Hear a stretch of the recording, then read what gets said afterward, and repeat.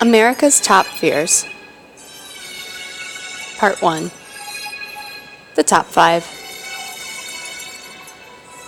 So, what scares you the most?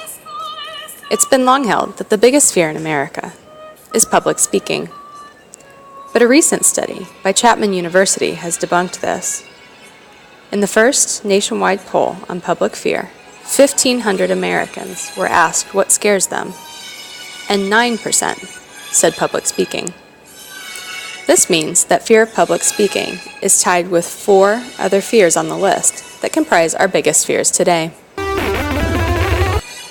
Number 4 is being the victim of a mass or random shooting. 3 is safety on the internet.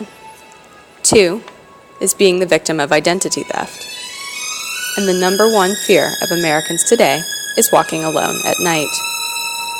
A majority of Americans, when polled, think crime is on the rise and the world is a less safe place in general, despite the fact that crime has been decreasing in America for the last 20 years.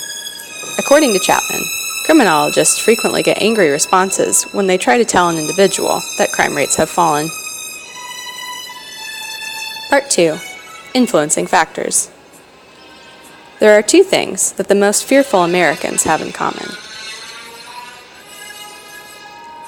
The first is lower education levels.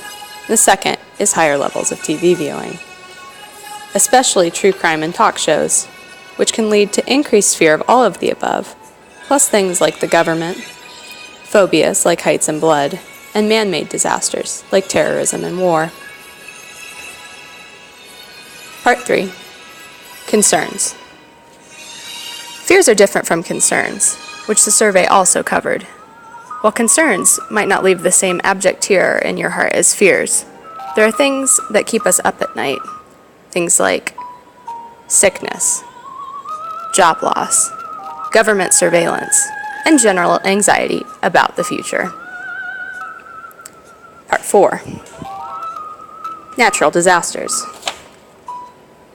Americans were also polled on natural disasters, and they are afraid of, in order, tornadoes, earthquakes, floods, and hurricanes. But the number of Americans with a disaster preparedness kit is less than 1 in 4. So, what scares you? With fear on the rise, it's an important question to ask.